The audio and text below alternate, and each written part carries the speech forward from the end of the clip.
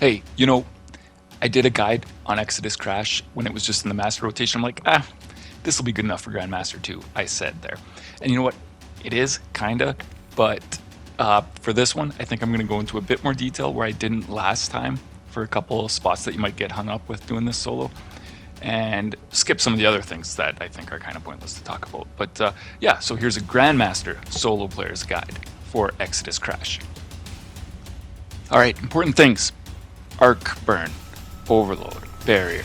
That's all you need to know. As long as you have something for all those. There's a couple solar shields, but who cares? You can take them out however you feel. There's like only three total. So, the Pikes, Snipers, most annoying part in this, just so you know, you can do them all from far enough away that you can kill them before they even see you without them shooting a shot. So, this first one, just from the top of the cliff, you see me take out the Pike there, take out the Sniper. The next Sniper and Pike is just after the first checkpoint. What do we want to call it? I guess pillar of light. You can kill the one Sniper, and then if you just hang out here for a moment, the other Pike will make himself known. He'll come up a little bit, and then he'll stop and turn around, so you can clear him out. Not going to shoot a single shot at you.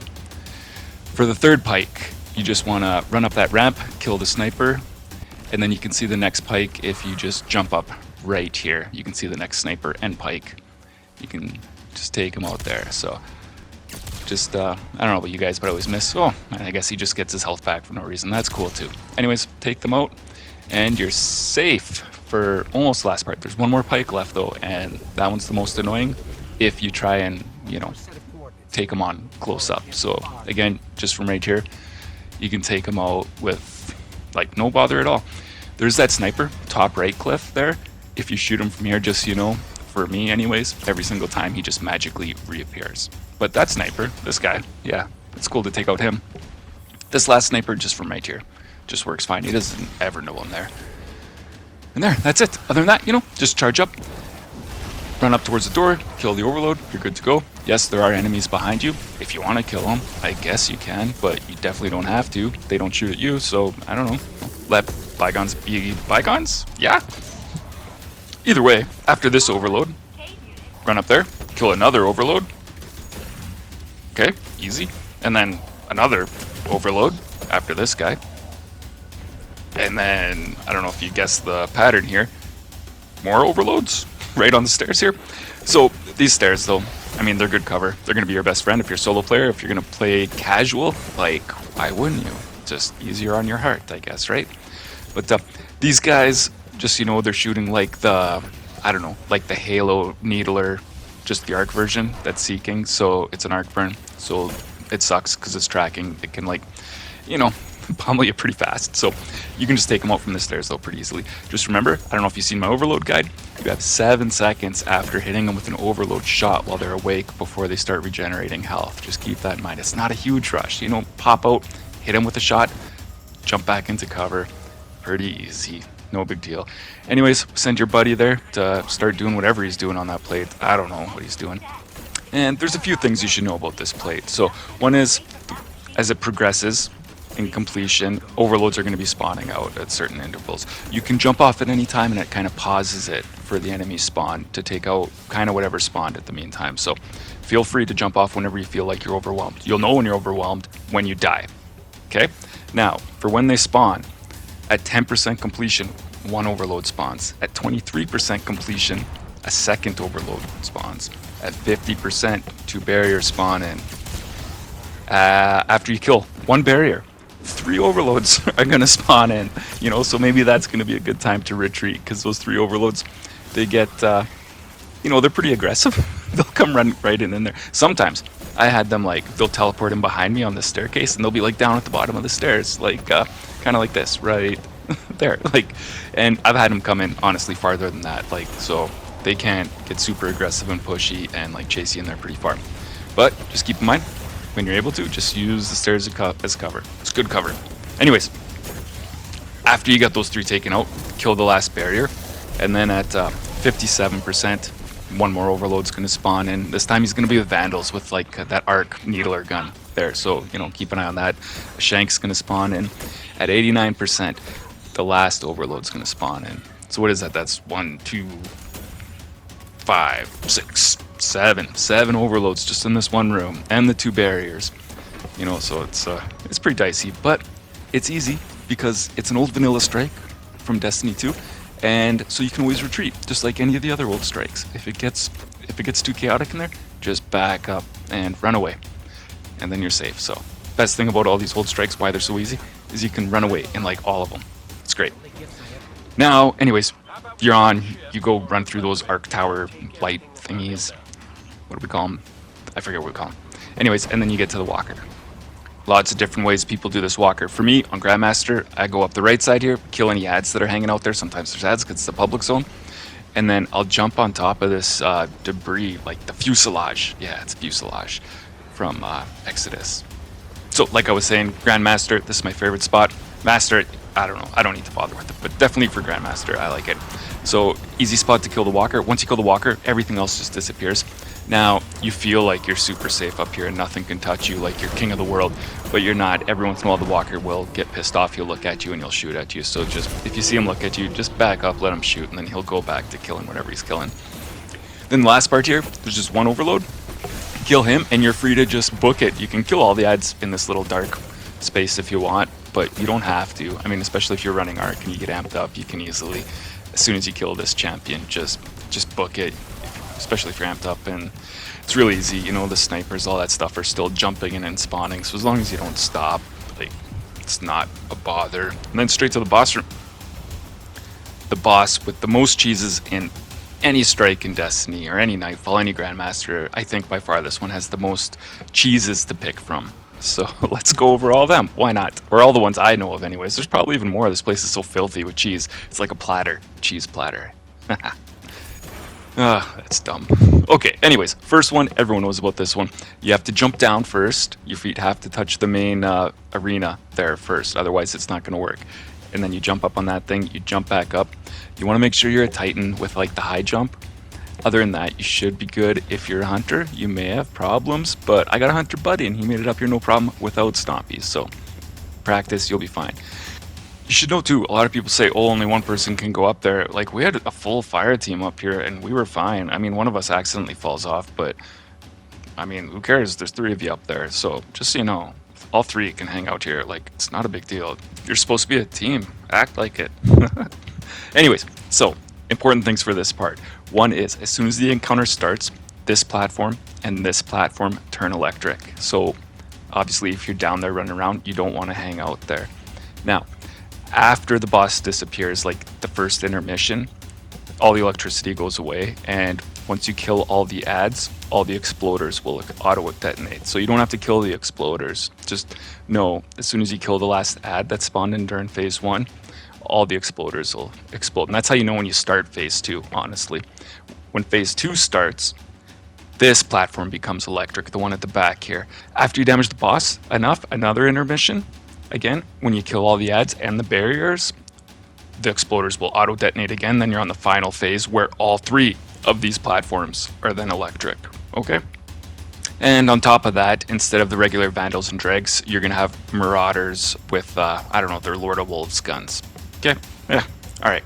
Here we go. So this is how this first cheese works. Anyways, the most popular one, the one everyone knows about.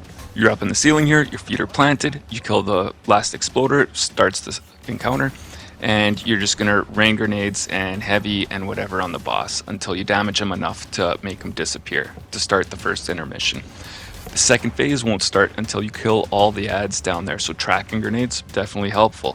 Other than that, you're gonna have to peek and carefully not fall off. When you kill the last, there we go, killed the last ad, everything auto-detonated, now you're starting second phase. There's the second platform that lights up, the first 2 platforms that were lit up or electric are not anymore. Barrier spawns in, and something you need to know, if you leave that barrier alone at the end of the second damage phase here, when the next barrier spawns in, it'll be alone as well. If you kill this first barrier, when the next one spawns in, he's going to bring a buddy, making 3 total. Might be important if like ammo economy on whatever build you're running is important. So leave it alone, 1 more spawns in, kill it, 2 more spawn in, giving you 3 total. Platinum either way, as long as you kill them all. Anyways, that's it. You're just going to repeat this until like everything's dead, basically, and just keep down to the boss, and then you're done. You're good to go. Now, let's talk about another cheese, okay? So for this one, we're at the back, kind of as soon as you jump in, you're at this platform, kill that exploder, and just hide here. Now this one's fairly easy. Obviously you're not quite as safe as like the main super cheese that we just went over, but this one is pretty easy too, honestly. So I'm running a barricade in this one, the rally barricade, because it recharges faster. And that's only because when the pokey spear guys come in, they have to hit my barricade here and they get a little blinded. So it's just some added protection. Also the vandals with their needler guns, it helps from there because I can always duck to avoid fire. Other than that, I'm just going to stay here throwing grenades at ads that get too close or damaging the boss with heavy, like peeking out damaging boss. Now this is for first damage phase. See, there we go, blocking the needler shots, pretty easy. Now, when you go a little bit forward, you'll see like the out of bounds countdown timer. Just be careful of that. If you see that come up, just back up or just change position so it goes away. Now, this is for first damage phase, like I said, so if this spot is not appealing to you, don't worry, there's more cheeses to pick from. So this next one for first damage phase, it's a little bit tricky, so hopefully your balance is cool and you're totally comfy with jumping. But so kill the last shank, start the encounter. I'm on this back electric platform, and I can't hang out there because it's going to get electric, but there's this one little spot to hide here. Now, this spot's pretty easy. Again, rally barricade comes in handy. The boss is going to go right to where I'm throwing grenades, and that's going to be my main. This is going to be it. I'm just not going to move. I'm just going to use my rally barricade to hide behind. Use heavy to burn him down as fast as possible. Vandals, all those guys are going to drop in too, so grenades, heavy, whatever you're using. As long as you got a rally barricade up, it should be easy. Then you're good to go. Now, when you have to vacate that spot, just keep in mind there's going to be a bunch of ads there, like the pokey guys, some dregs, all that stuff. But either way, so when first damage phase is done and you're near mission, you know, this is the spot I always go to for second damage phase. By far the easiest. There's the left and right electric platforms during the first damage phase. I always pick the right. There's more cover, more room to move. I just feel safer there. So kill all the ads, like I said. Then Shanks auto detonate, and then I just jump in behind here. And it's pretty safe, you know. So grenades, it's not electric anymore. That's only for first and third damage phases. This platform's electric. So second damage phase, totally safe. And yeah, it's just basically rinse and repeat from everything else in this, well, in anything that I do. It's just grenades, and when I don't have a grenade or when I'm waiting for it to charge, something else. And that's it. So every once in a while, a shank will come by and electrify this platform just a little bit, but as long as you got grenades out there, like, it'll die pretty fast, and it's never been a problem for me yet anyways. Either way, this is it. This is second damage phase.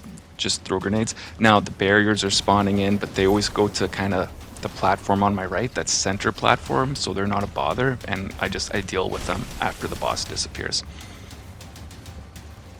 Now, that's it for first and second damage phases. So now we're on to third damage phase, and you got a couple options if you're not in the ultimate cheese. First though, you gotta take out these barriers before you can start the third damage phase. So remember when I said before that all three of those platforms go electric for the third damage phase? So yeah, that's important.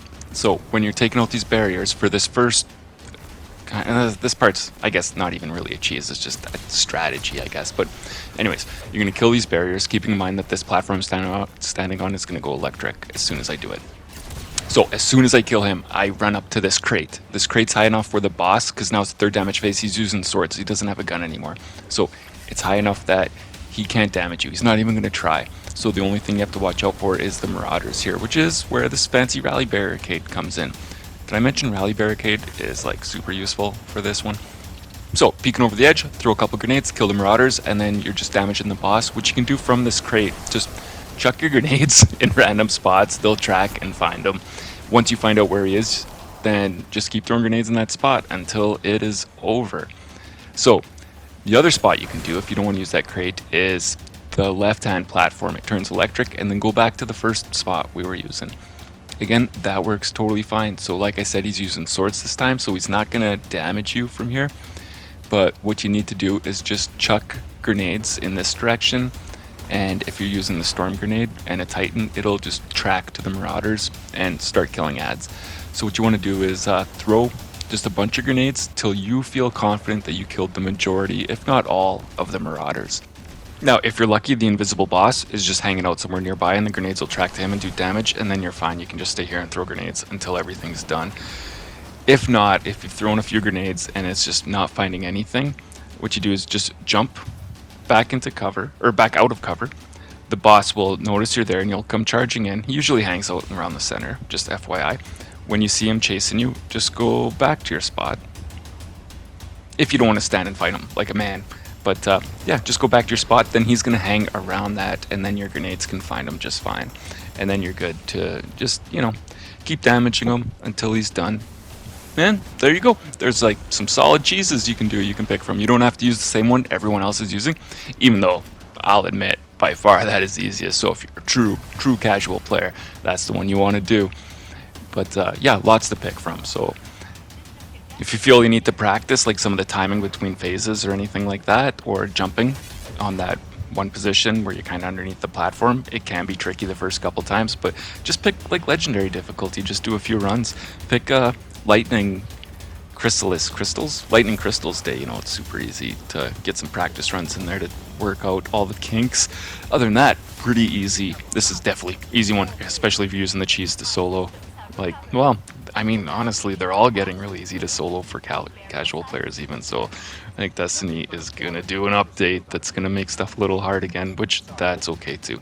Other than that, if you like this, or if you learned something new, that's cool. Please like, share it with friends. Why not? They need to know too, especially like all this easy stuff. What do all those YouTubers say? Smash the subscribe button? Is that a thing people say? Do it. You won't even notice. Honestly, you do it once and you forget about it a second later. Nothing to it. That's it? Yeah, that's it. All right. See you guys later. Or thank you. Thank you very much for watching.